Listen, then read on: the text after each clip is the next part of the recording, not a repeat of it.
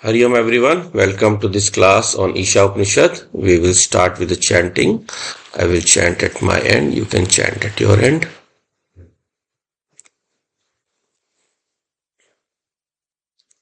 Om Sahana Vavatu Sahanau Bhunaktu Saha Viryam Karvavahai Tejasvinavadhitamastu ma vidvishavahai.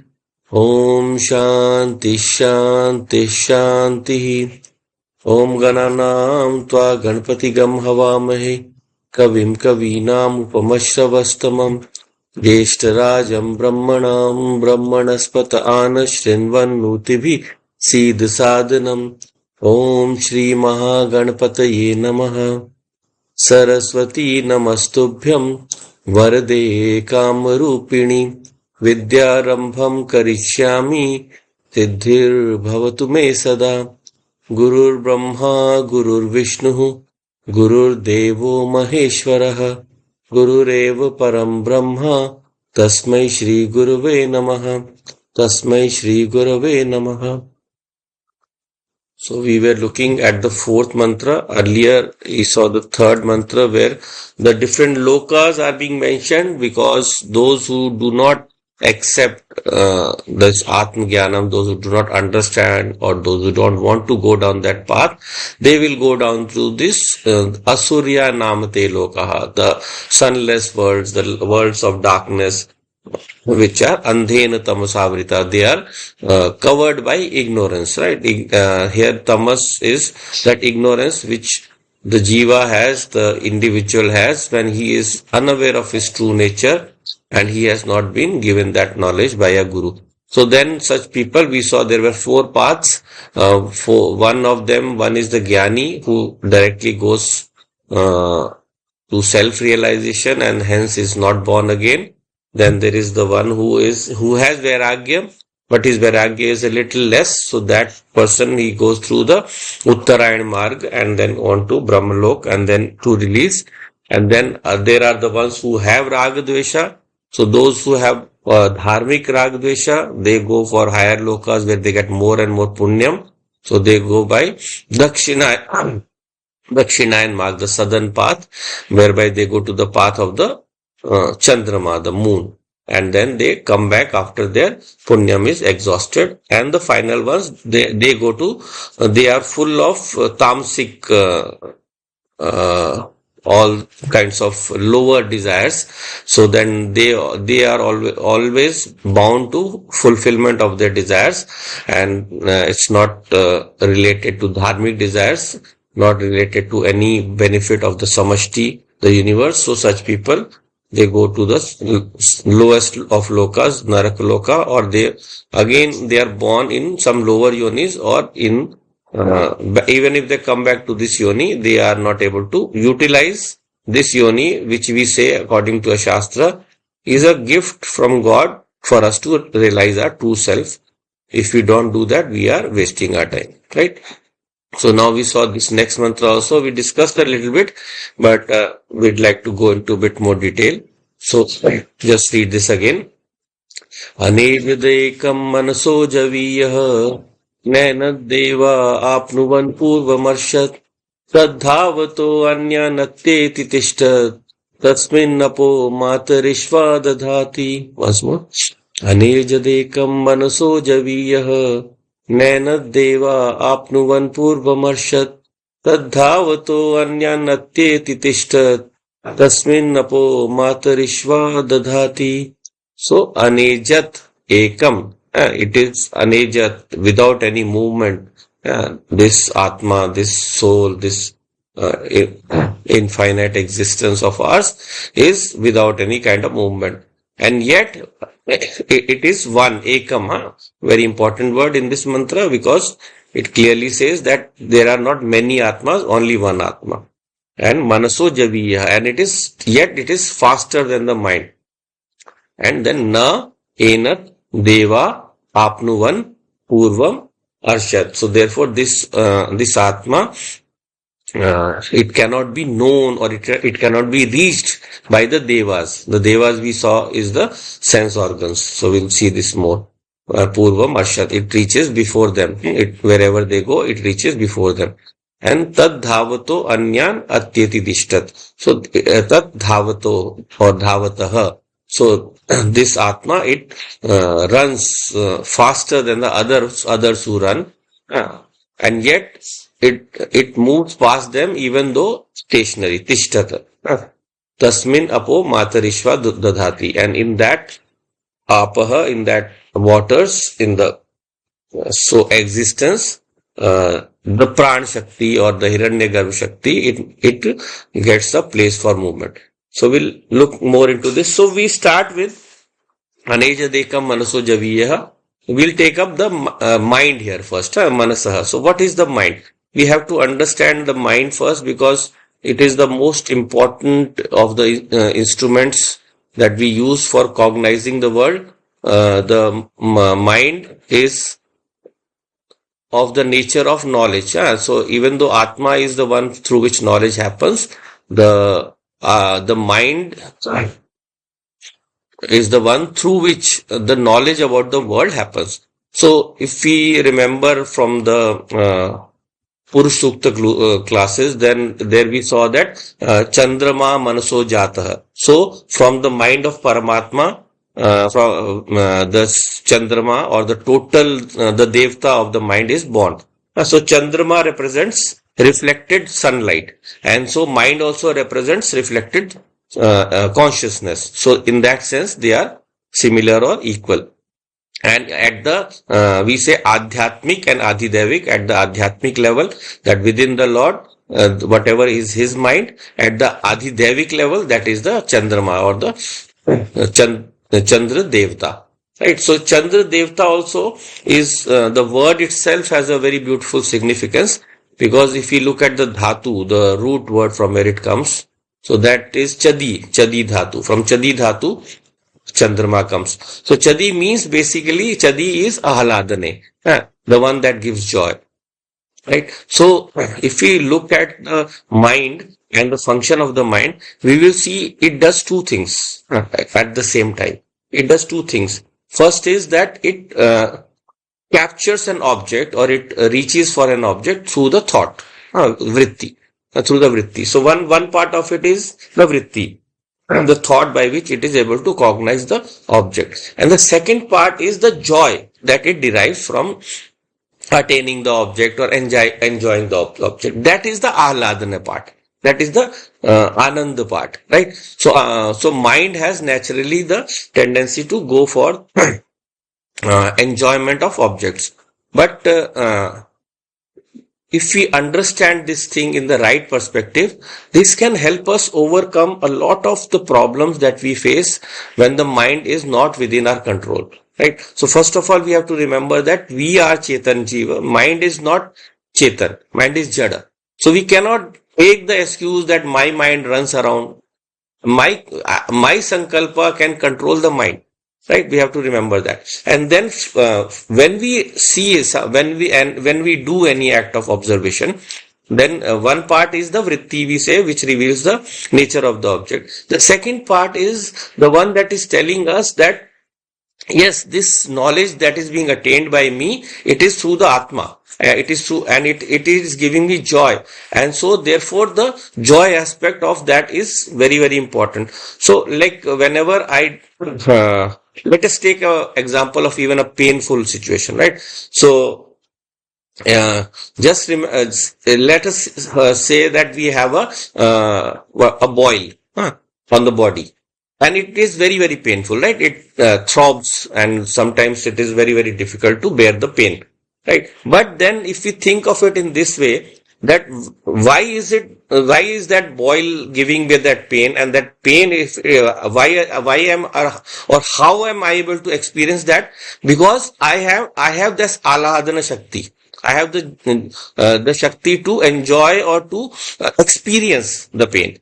So that gives me, if I were dead, that means if I were dead, that means I would not be able to experience that pain. So I should be thankful that I am alive to be able to experience that pain. So in this way, if you take that attitude towards every experience in life, then we can see that we will be gladdened through any kind of experience, because the joy of living is in itself the highest joy. The joy of living itself, when understood properly, that I am alive, that is the highest joy. No, we never say that main na hu, that I should not be. We never want that. No, we all want to be alive forever. And so, whenever any situation comes, even if it gives us pain, if it gives us joy, any of that, if we focus not on the pain or the enjoyment, and focus just on the ability to know that pain, focus on my conscious nature, then that pain will not bother me that much. The joy, of course, I can enjoy. The pain will not bother me that much. So that is the nature of the mind. Through the mind, if we can focus on what the mind is doing, and how my consciousness is being expressed by this mind only. And the consciousness itself is being expressed by the mind. So I am a conscious entity. So that in itself should gives us a very good way, a very powerful way to navigate through the world. So when we navigate through the world, the mind in itself can be used in the positive way. There is a small example or a story, you can say. There was a very aged person who at one point in time uh, he had an accident, and he had paralysis. He had paralysis. So now they tried to treat him. They tried to put all kinds of medications, electrical therapy, and so on. It didn't make any impact. So he took some Ayurvedic medicines, and also he was advised some massage and all that. And because of that, he was able to. There was some kind of treatment that was going on. So during that treatment, he didn't feel much, because his sense of touch had gone away. Now the person, one of his servants, he was, preparing medicines for me, and that involved crushing them with a mortar and pestle. तो ओखली में दबा कूट के उसको दवाई बना के देते थे, and then it was supposed to be given with a sweet. So when he was doing this, preparing this medicine, one day that oakley slipped from his hand. He was sitting near his near his master, and it fell on his hand, the master's hand, and that guy instantly felt some pain. He felt some pain, but because he was not feeling anything there, he became very, very happy. He thanked the servant and he praised him that because of you now I am able to start feeling something. And then after some time, with more massage and all, that sensation spread through. So if a servant, he drops something on us, we will normally be angry. But now, just if you look at the context, just the ability that if I am able to feel something, then that feeling itself is a blessing. Whether I feel pain or pleasure, that is secondary. I'll just give my example also. My ears were blocked. I was feeling so frustrated. What do? I tried all kinds of treatments. Then after that, I got some treatment finally, when the doctor was able to clear it out. And it took a long time, at least a couple of months. And then finally, when it happened, I was so happy that I could hear.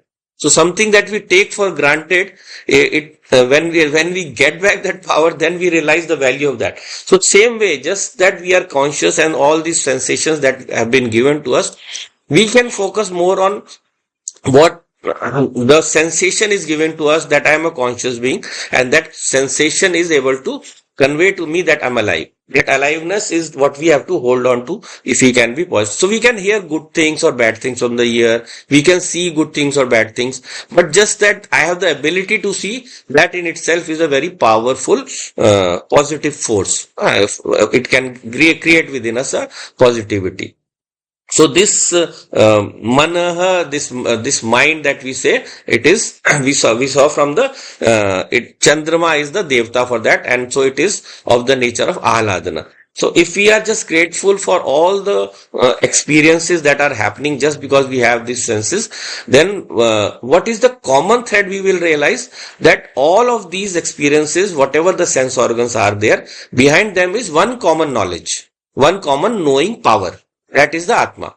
So once we focus back onto that angle, then we can see that whatever I am knowing, it is the sense organs are just like the you can say the outlet doors. So there is a shlok in the Dakshinamurti Stotram.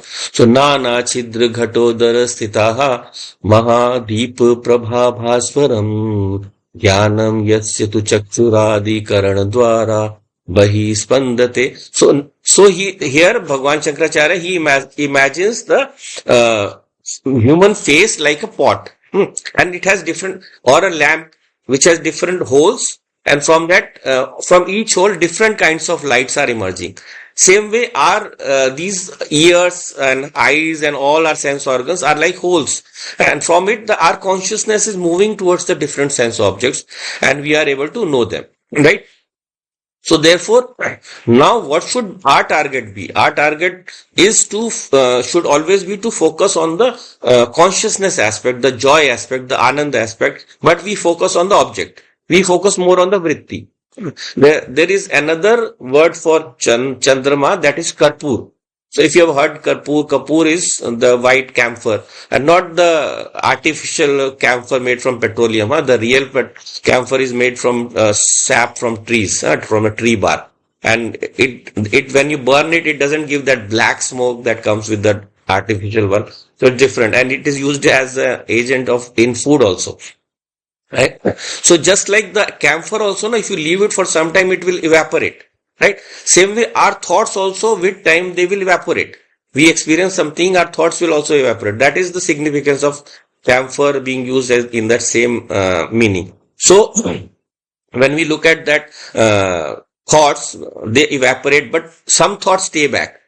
What kind of thoughts stay back? To which we have attached our vasana, to which we have attached our raga and dvesha. Those kinds of thoughts stay back. Right? So, therefore, if we have to let go of those thoughts, we have to detach ourselves from the vasana, remove our vasana, then those thoughts will not trouble us, and we will be able to focus back on the ananda or the true joy aspect. But our joy is related to what? Worldly objects. Right? So we have to take that joy to focus onto the anand of the Atma. But mind cannot go there. Mind cannot go there. This is what the mantra is saying. So, Aneja dekam manaso javiya. This Atma is faster than the mind. Mind cannot reach it. Right? So, there is another story here. There was a Brahmin. He was living in a kingdom where the king was very favorable to them. He gave him a huge plot of land. It was called in those days agrahar. Agrahar. So, in an agrahar, it is given to the Brahmins where they can live. And they can, feed each other. One person is the head, and all Brahmins can live in that land, and they will live free. There will be no taxation. They are free of all kinds of taxation, and they will prepare their own, they will manage their own resources, grow their own food and all. So, a part of the village was given to them. So, this Brahmin was living in that agrahar of his and managing things very well. He was serving all the community and all. And when he did that, while he was doing that, once he went to the jungle. And he was cutting some wood, and by chance a piece of wood struck him very sharply and pierced his thigh. And because of that, he felt a very searing pain, and then he went to get it treated from a doctor. But after a lot of treatment also, there was no change because a piece had gone very deep. So because that piece was in there, it could not be taken out. And those days they didn't have this x-rays and all, so they couldn't even check where it was. So therefore he had to bear this pain for a long time. So as a result of that pain, he became very irritable, and he became frustrated also. What do I do? So, since no doctors were able to help, one day a wandering sadhu came here. So when he heard from him, he told him, "Look, I have a solution for this. There is a pishach.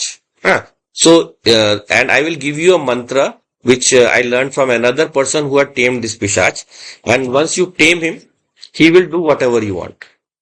Right. So he said, "Okay, we are very happy." So he set up some tough conditions for sadhana, for getting that pishach to obey him. So I'll not go into the details of that, but at the end of that, he followed the process to completion, and then the pishach, he followed him there, and he asked him, "Yes, what can I do for you?" So he said, "Look, I have this pain here. I want you to help me heal it." So the pishach, he said, "Okay, I'll be back by the evening." He flew to the Himalayas and he brought Sanjeevani booty from there, and he applied it to there, and this person was healed. So he was very, very happy, and he said, "You can go." Now this Pishach said, "But I can't go. I brought so much of Sanjeevani booty. Where will I use it? Make another wound. एक और घाव करो. तब मैं उसको ठीक करूंगा." He is very surprised. What can? So he said, "Okay." He put in another one. So, and then he again healed it. Then he said, "No, make one more." So she is surprised. Now, कहाँ फंस गए? Where am I trapped now? What do I do? So ultimately, he said, "Okay, you give me some time. I will think over it and I will let you know." And he said, "Give me 1 week." And in that week, he was tense. He felt that he would ultimately die because this person, he will not let him go. So uh, he was not getting any solutions. So at the last day, he decided to tell his family that I am going to die, it seems. This is the problem. So and so. So his daughter was a very wise woman.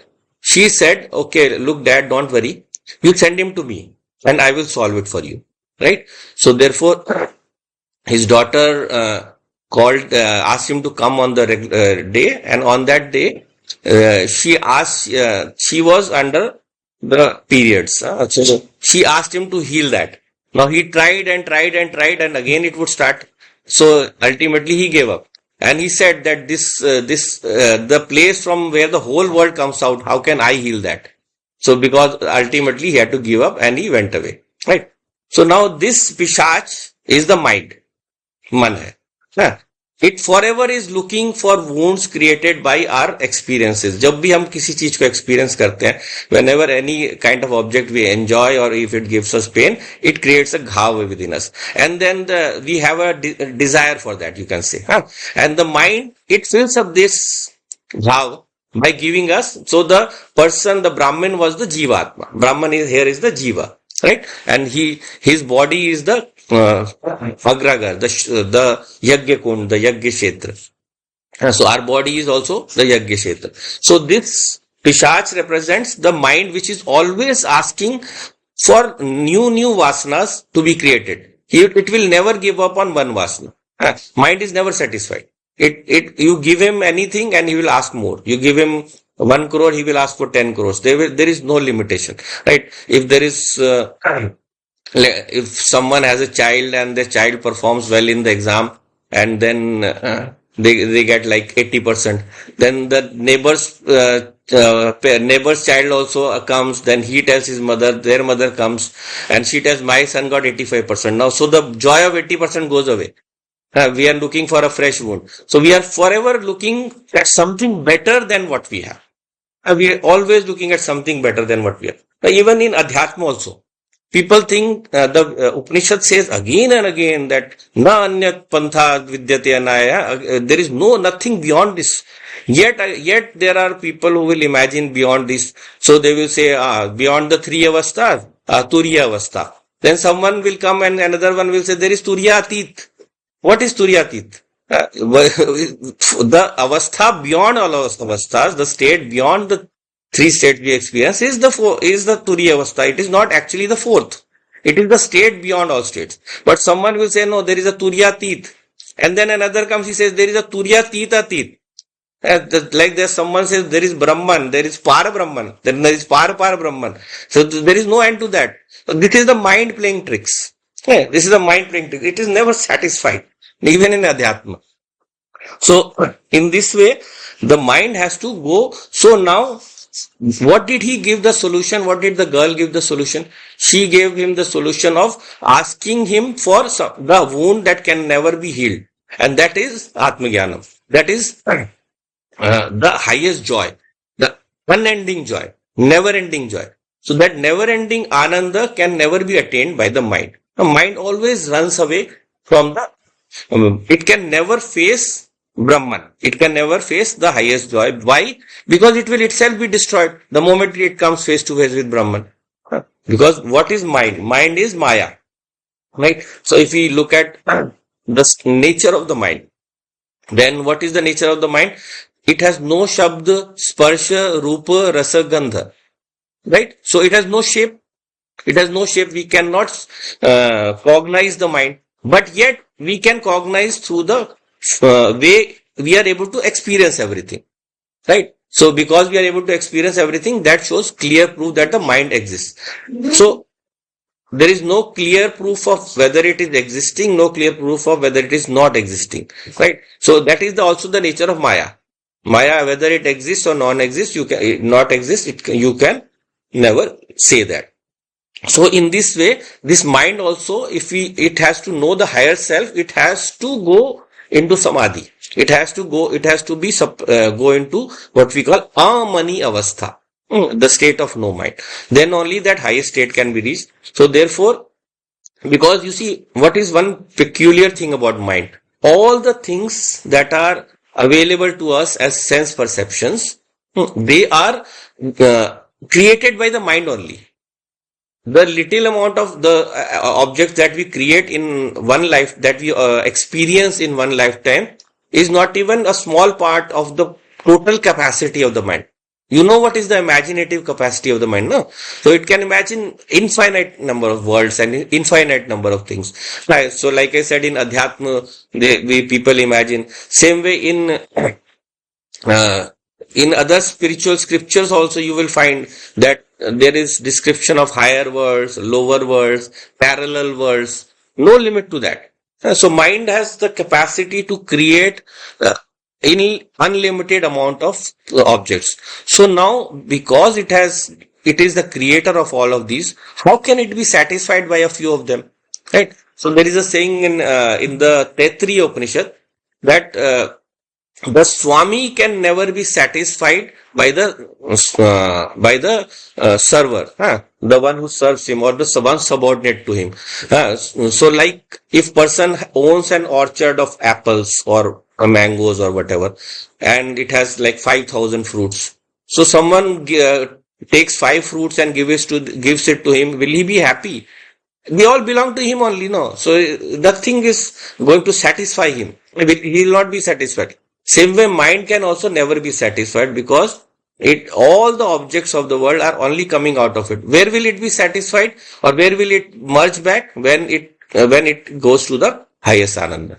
So there also it cannot go directly. It will guide us. It will direct us. It will direct us to our nature, but it will itself disappear. Mind will not go there. Right?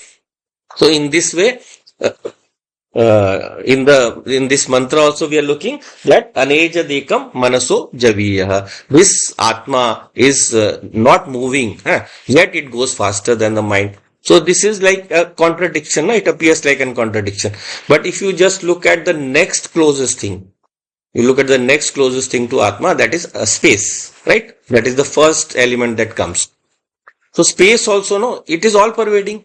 Everywhere there is space. So you can conceptually divide it into room space, pot space, but actually there is only one space. So wherever you go, space will be there. This very same space will be there. So in this same way, wherever the mind can reach, the mind can go very fast. We saw in the last class also, mind can travel very, very fast, because mind can, like you are sitting here and you have to reach your, let's say, college. So how much time it will take for you to travel? Maybe 1 hour, 30 minutes, whatever. But how fast your mind can go? Instantly, even faster than light, right? So in this way, mind is very, very fast. Yet the Atma is even faster. So it's not that physically, like in the Bhashya also Bhagwan Shankaracharya says. So there Shankaracharya Bhagwan says, as if the mind, the Atma is as if faster than, because it doesn't need to go there. The sun is shining here, the sun is shining in Delhi also or wherever else. So if I go from here to there, I will say, oh, the sun has come here also. But has it come there? No, it is there also, both places. No? So it has a huge range where it can be able to give light. So in this way, this Atma also, it can be anywhere, everywhere. The mind can go to different places in all the different places of this world and also beyond this world. It can go to Naraka. It can go to Swarga. Wherever it goes, the consciousness will be there because then only it will be able to cognize. So consciousness is everywhere. So that Sakshi Chaitanyam or the witness consciousness through which the mind is able to function will be available everywhere. That means it reaches wherever the mind can reach, right? So it is that in that sense, even though it does not move, it is faster than the mind because of its all-pervasive nature. Another way this is expressed is saguna drishtya and nirguna drishtya. So this consciousness is infinite without any break at the highest level, nirguna drishtya, without beyond this world. But when it projects the world, when this consciousness projects the world, it enters as saguna. It enters as the Paramatma with sagun qualities. The Paramatma, the one who maintains the world. Brahma, Vishnu, Mahesh. So through them, it controls the world. Paramatma controls the world. So when this Atma is in that sagun drishti, when it moves faster, it can go wherever the mind is there. It can go wherever the sense organs go. So in that way also we can understand. And manaso javiyeha na enat deva apnuvan purvamarchat. So here the devas you can understand. The devas, these are not the devas in Swargaloka, or of course in one way they are also there, like Indra, Agni and so on. But here we are talking about the sense organs. So because Upanishad there is talking about the mind, and by association it is talking next about the sense organs. So na enat deva apnuvan purvamarchat. So all the sense organs, they also move very fast. They also move very fast. So now the mind is even faster than the sense organs, right? So wherever the sense organs can't go, mind can also go there. So that means mind is even faster than the sense organs. So if Atma is faster than the mind, that means it is naturally faster than the sense organs also.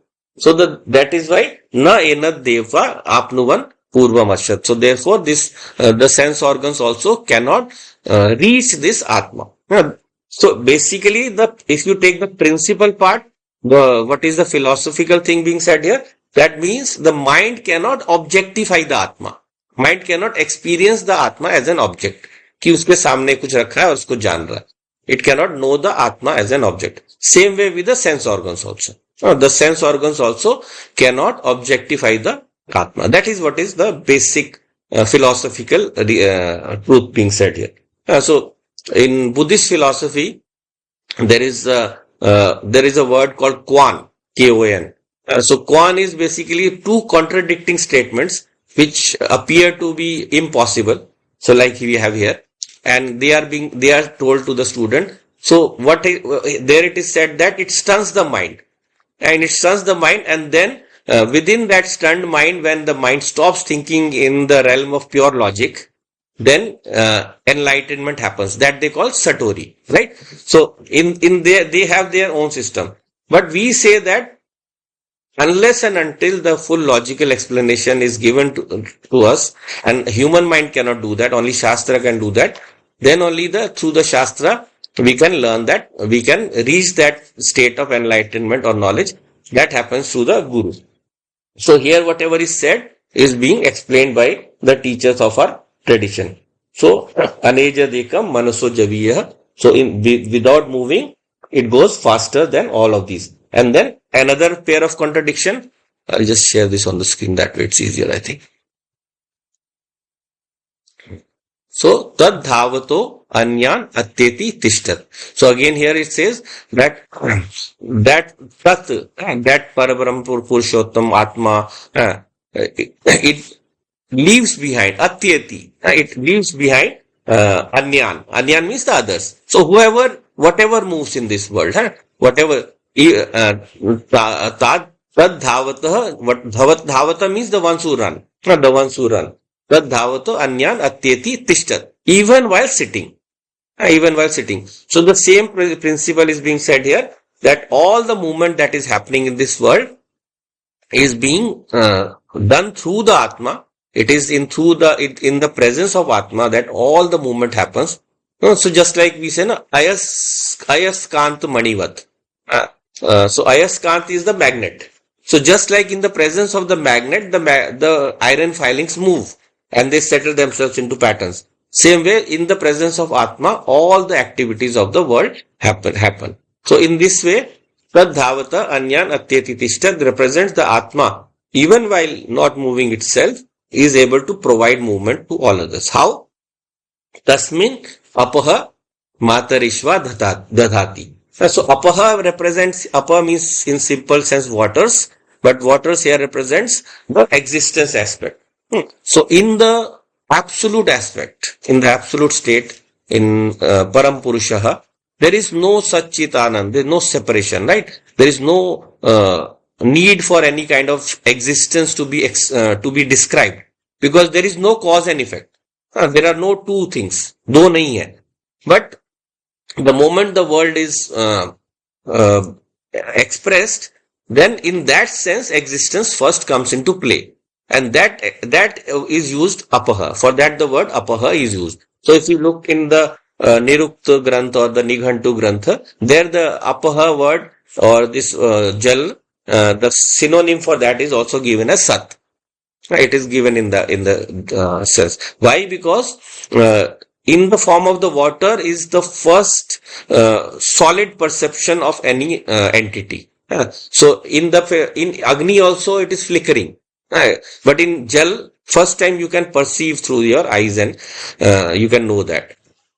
So Jal represents, you can say, the condensed existence, the basic existence from which everything is going to appear now. So Apaha represents the existence. So Tasmin Apaha Matarishva Dadati. So that existence bears the Matarishva. Matarishva is what? Matarishvan.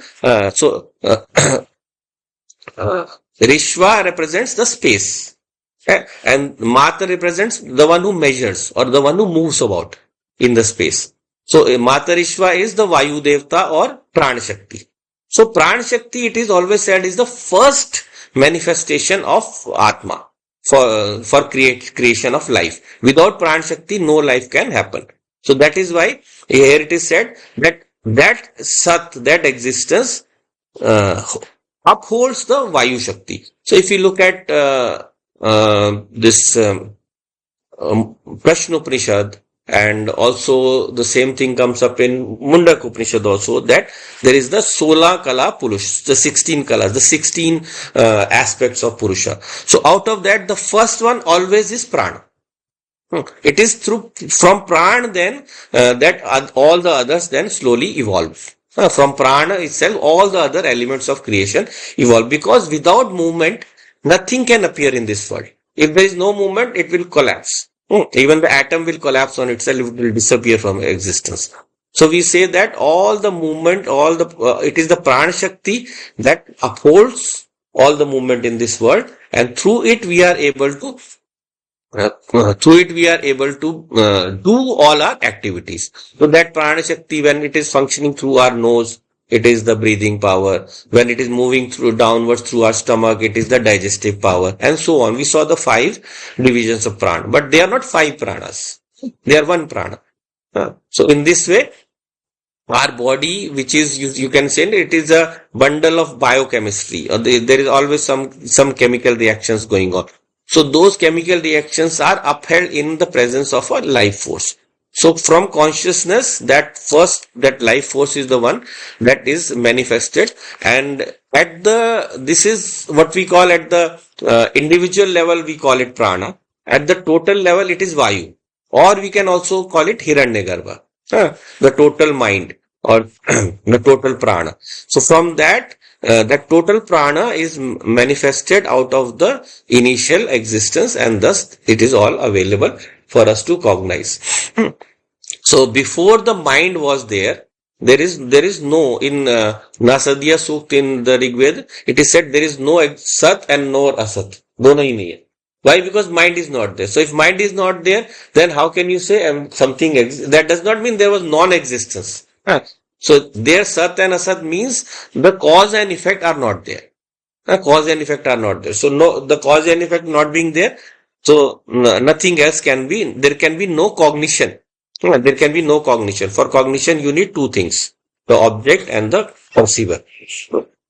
So in this way, Aneja Dekam Manaso Javiya, this represents in a sense the whole essence of nature of Atma. That this Atma is all pervading. It has no boundaries. It has no starting or ending point. It has no point where it cannot reach. It is all pervading and all you can say it, all objects are born out of it, right? So therefore the nature of Atma is described in this one. Then similarly we'll take it into the next one. A similar thought is brought there also. Is it clear so far? I hope I'm not going too fast, or is there any problem with understanding? Is it clear so far? Anyone wants to ask something here? Or you can note it down, you can ask at the end of the class. Okay. So we'll just read this one.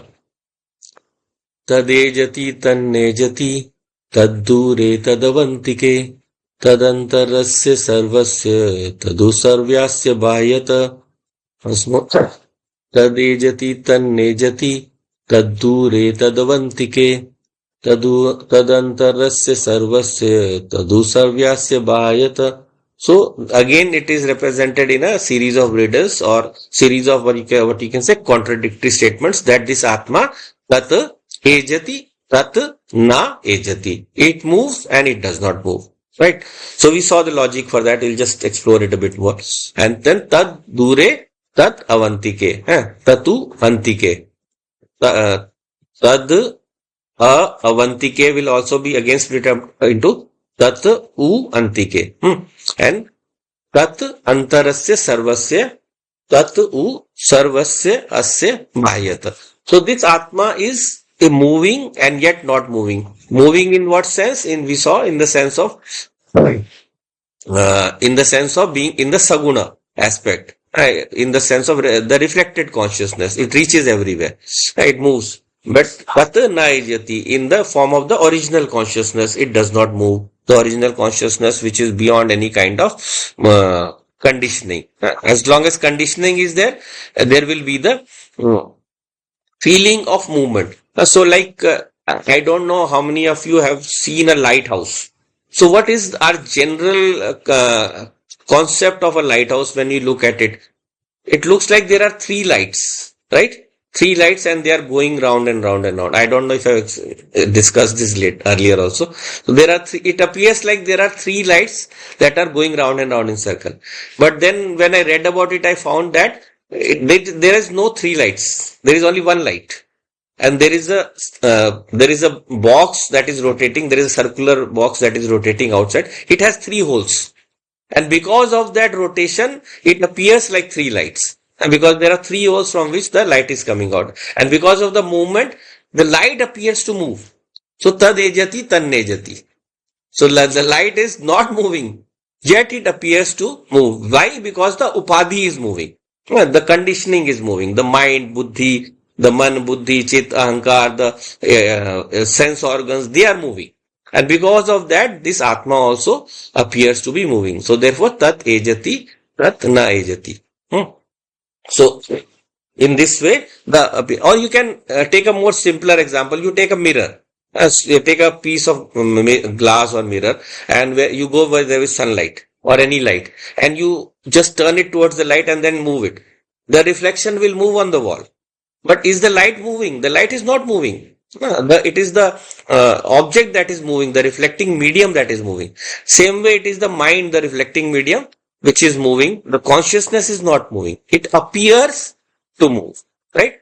So in this way, this Atma can have both these contrasting characteristics, right? And then tat dure tat u antike. It is far also and it is also near also. So Shankaracharya Bhagavan says here in that it is far for the Agyani who feels that Brahman is somewhere up in the sky, some god in the sky whom I can never reach. Maybe someday I will reach, and in this way. So for that. But for the wise person, Pratu Antike, it is always near him. Where is the Atma? It is always within me only, no? My consciousness is not separate from the total universal consciousness. So therefore, it is within me only. Yeah? It is near me, not within. Within will come next. So it is far and yet near. So in this way, Atma is, it appears to be far, or it goes to the farthest realms of existence, and yet it is within me also. It is closest to me as my own consciousness.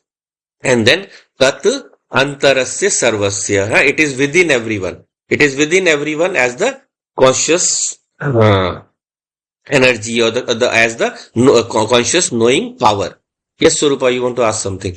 Yes, I was just thinking that you said Atma appears to be distant, but so then where it appears to be distant? Like we're not talking about our Atma inside our body, or we're talking about the whole Atma. Yeah, because when we are saying that, you see, if there is, the usual concept is that I see myself as a body, and inside that there is consciousness, and then there are other bodies and with other consciousness. So because we do not see the consciousness in the intervening gap. So we think that there are many consciousnesses. But once we discover the nature of consciousness, then we learn that this consciousness cannot have any walls. It cannot have any boundaries. That means it is all pervading. It is going up to the farthest. Right?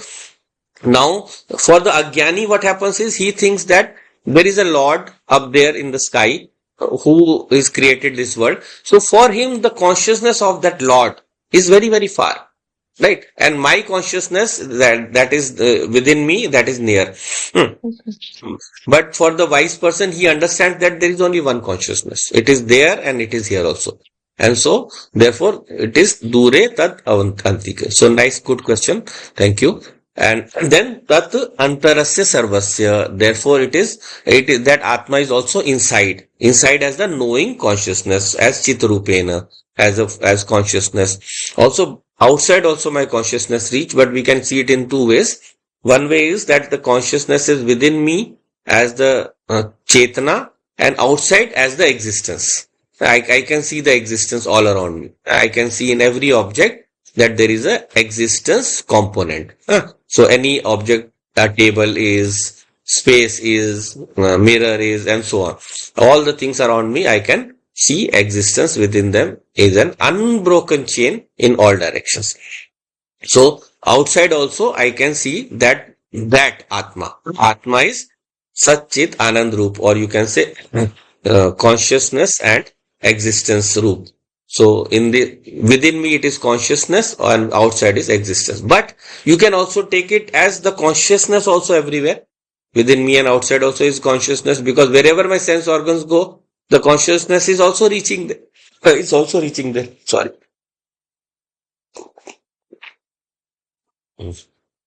So therefore, this consciousness is also outside. Same way existence is outside, it is also within me. My body also exists, right? So everywhere this consciousness and existence, they are existing. Tad antarasya sarvasya tadu sarvasya bahyata. It is also outside of me, or outside of everything. So therefore, we look more at this nature of this consciousness or this Atma as being all pervading. We saw earlier also, here also, that same thought is being expanded by this series of opposite looking sentences, or you can say illogical seeming sentences that attribute opposite characteristics to this Atma. So in this way, this Atma is able to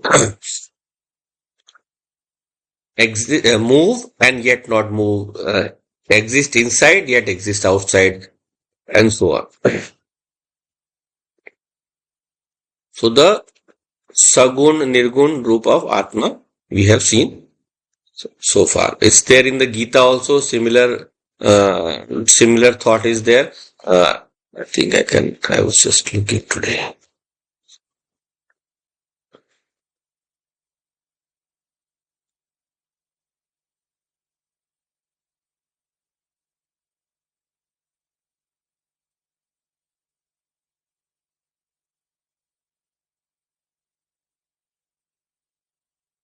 So, in the nature of Atma, we saw it starts from the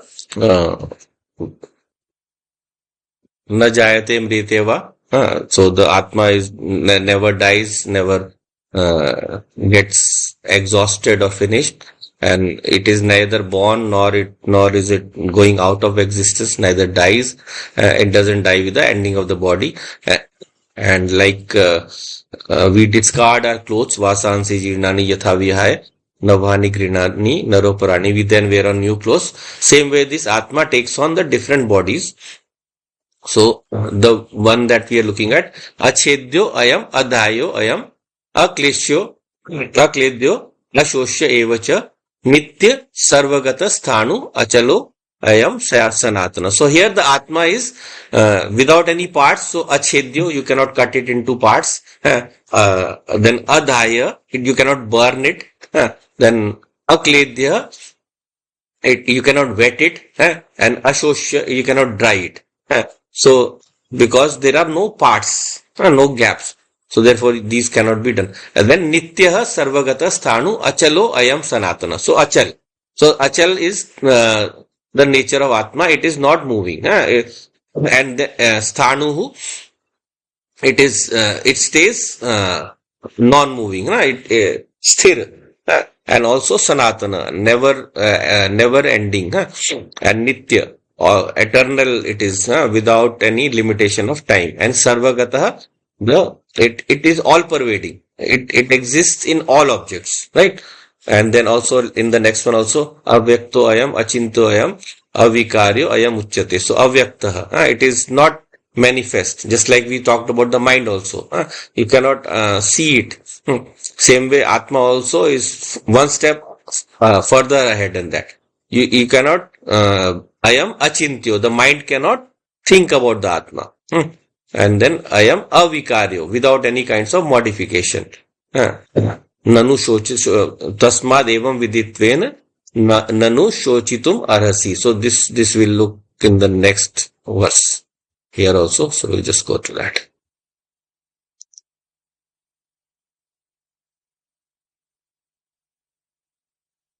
So this is in slight variation. It appears later also in the Gita. Yastu sarvani bhutani atmanyevanupashyati sarva bhuteshu chatmanam tato na vijugupsate. Once more. Yastu sarvani bhutani atmanyevanupashyati sarva bhuteshu chatmanam tato na vijugupsate. Tato na vijugupsate. So yaha, the person, the one, jo manushya, the person who, tu definitely, sarvani bhutani, he sees all the beings around him, atmani eva anupashyati, existing within the Atma. Atmani, Atma, seventh case, Atma me, karta, like we have the 7 karakas, so karta ne, karm ko, karan se, and finally we have Saptami, we have me, pe or par. So he sees all the existences within the Atma. Sarvani bhutani atmani eva anupashyati. He sees all the beings within the Atma. Sarva bhuteshu cha atmanam. So all the beings, they are consisting of the Lord or the Paramatma. He sees all of them being made up of that highest power. So what is the final result of his this view of his tataha na vijugupsate. Jugupsa is ghrina or any kind of hatred. So such a person has no hatred. So this is a corollary of the previous verse. So when we understand the nature of the Atma, so we have seen this earlier also in other Upanishad also, so that once we understand the nature of Atma being all pervading and everything being existing within it, nothing being separate from me, that means, and that Atma is me only. So I am the one, I am the Atma, and this my Atma is the Atma of all the bhutas, all the beings of the world. That means I see just myself and the whole universe as an extension of myself, separated by different names and forms. So if I see another being, is just another name and form of my own self. And therefore, for such a person, he cannot have any kind of hatred. Because he sees everyone as an extension of himself. This is also called samatvam. It is called sambhav. Sambhav, where we see all the beings within us, everyone is acting according to their qualities, according to their gunas. So in the Gita it is said guna guneshu vartante. So Bhagwan gives the secret to Arjuna that if you just look at every being as behaving according to his gunas, according to his property, then you will not be disturbed. Then you will understand that everyone is bound to their duties, and so not the duties, bound to their temperament, to their swabhava. So everyone is bound to their swabhava, so they behave according to that. But the Shastra also says that we can move beyond that. We can move beyond that. Why? Because earlier we have the limited view. I have a limited view that I am a separate being, other is a separate being. I have something, he doesn't have, he has something which I want. And so I want to take that. Or I want to attain that same object for myself. So the race begins. So tad dhavata anyan atyatiti. The Atma is running. So Atma is actually not running. It is we who with our delusion who are running. So therefore, for the person who sees separation, who sees duality, who sees difference, he will always be running after something. No, the mind is never satisfied. It attains one thing, and we saw earlier also in the previous, in the fourth mantra rather, that the mind, the nature of the mind is to run after objects, and it is never satisfied because it is the Janakaha. It is the one who has given birth to these objects by its own sankalpas of the previous births, or of this birth also. So therefore, all the beings that we see in this creation, when we see that separation, we tend to compete and we want to desire the object. But when I don't see that difference, when I see all the objects or all the beings behaving according to their conditionings, but I can move beyond that conditioning. I can move beyond that conditioning. How can I move beyond that conditioning? That is a subject of upasana. Upasana is like, as I said earlier also, you asked the question also about how we can become like the sun. So any kind of upasana when I do, I look at something higher than my normal behavior. So if I see myself as the eye, and I see I can become the sun or the power that sees through all eyes, then I have to give up my limitation. I have to give up thinking of myself as a separate being and become one with that higher existence.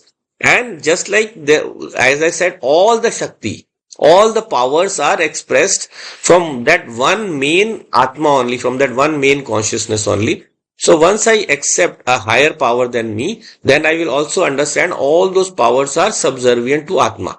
So it is from the Atma only all those powers are getting their Shakti, they are getting their abilities, right? So therefore, when I do sadhana, I change my swabhava to a higher nature, right? So when I move to a higher nature, then I become, my sense of oneness increases with the rest of the creation. And once the sense of oneness increases, slowly I am able to also transcend the creation. मैं उसके आगे परे भी जा पाता हूँ और जा पाती. So once I am able to go beyond that, then name, form, gender, nothing matters. I am able to go beyond them. So sarva bhuteshu chatmanam. I see myself within all creation, within all the beings in creation, and therefore tato na vijugupsate. I form no kind of hatred. So I see everyone behaving according to their own swabhava. I make my own swabhava higher, so that I be least affected by the things around me, right? Some people can abuse me, some people can say evil things, I will cease to be affected by them. But if I don't take that view, then I'll forever be reacting. So someone slapped me, someone abused me, someone said wrong things about me. If he said those things and you are not those things, why should you be disturbed? जो भी उसने बोला अगर वो झूठ है और अगर सच है तो फिर उसको ठीक कर सकते हैं हम. यू कैन चेंज इट ना. If you are so disturb about something someone has said to you and it is true, that means you should change it. So you should focus on changing yourself instead of hating the person who pointed out to you. So people who do all kinds of such things, if we learn to forgive their vyavhara as their nature, then we will be less affected. I'm not saying we should not reply. If someone is doing something wrong, he is also harming prakriti. He is also harming nature. So we have to raise our voice to stop that person. But we will not take it to heart. We will not be always, worrying over it. Sometimes, someone says one such thing, we don't sleep for nights. कई रात नहीं सोते हम उस गुस्से में. It happens to us, na? It would have happened to all of you, I can guarantee that. So someone made some remark and we can't forget it.